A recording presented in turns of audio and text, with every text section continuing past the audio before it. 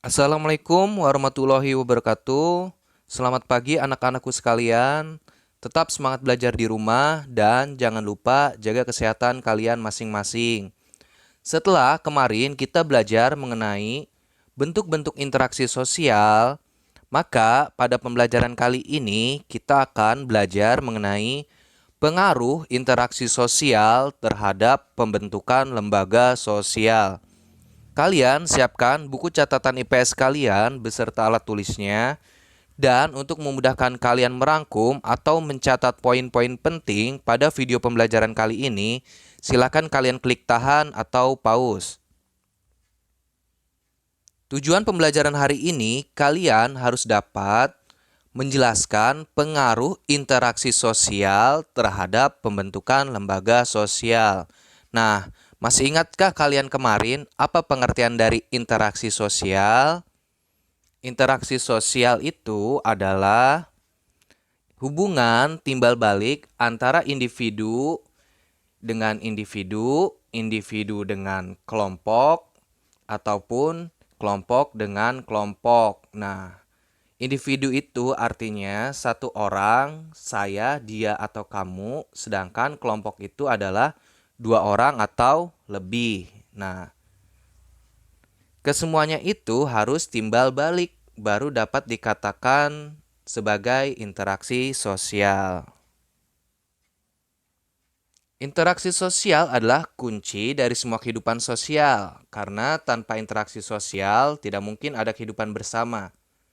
Bertemunya orang perorangan atau kelompok dalam pergaulan hidup akan menghasilkan suatu kelompok sosial yang hidup bersama, yang membutuhkan suatu aturan atau norma ya.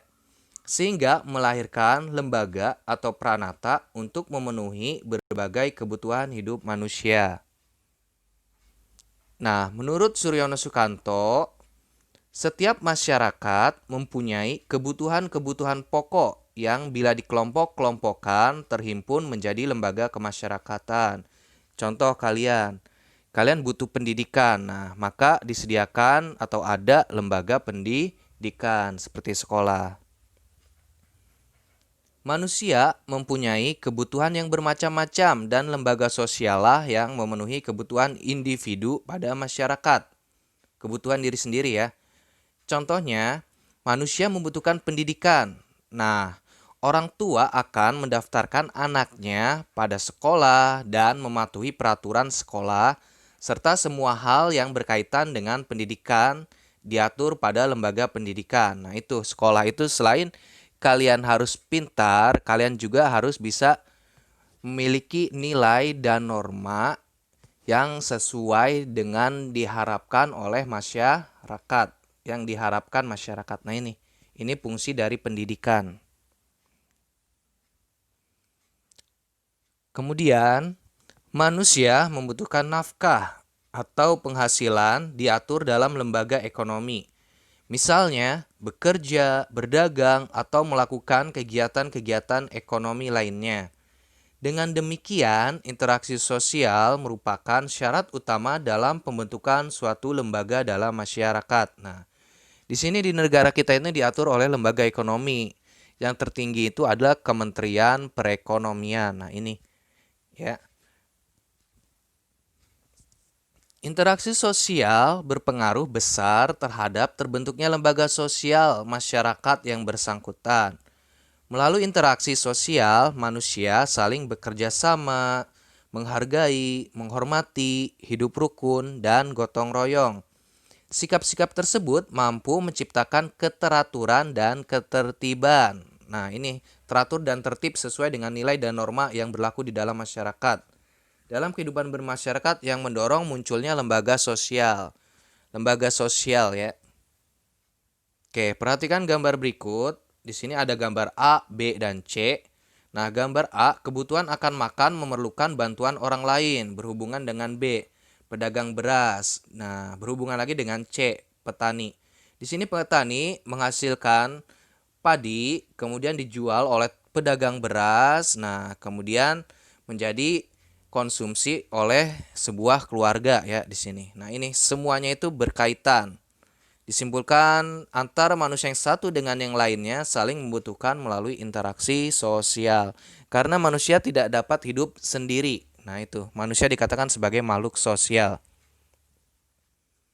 Dalam rangka memenuhi kebutuhan itu, manusia harus melakukan interaksi dengan orang lain, baik secara individu atau diri sendiri, atau sendiri-sendiri maupun secara kelompok.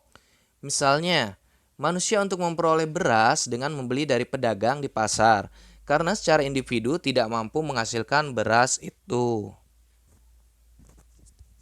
Agar manusia memenuhi semua kebutuhan hidupnya dengan tertib dan teratur, maka dalam kegiatannya manusia perlu mematuhi aturan-aturan atau norma yang berlaku di masyarakat dalam bentuk lembaga sosial. Nah, norma itu aturan yang tidak tertulis yang ada di dalam masyarakat secara turun-temurun. Semakin kompleks kehidupan suatu masyarakat atau semakin beraneka ragam kehidupan suatu masyarakat, maka akan semakin kompleks juga lembaga sosial yang dibutuhkan untuk memenuhi kebutuhan. Misalnya, kebutuhan masyarakat akan pendidikan mendorong lahirnya lembaga pendidikan dalam kehidupan bersama, seperti sekolah, mulai dari taman kanak-kanak sampai perguruan tinggi. Oke, demikian pembelajaran hari ini. Tetap semangat belajar di rumah. Untuk pertemuan selanjutnya kita akan belajar mengenai lembaga sosial. Nah, lembaga sosial itu adalah sistem tata kelakuan yang bersumber pada kebutuhan khusus di dalam masyarakat. Oke.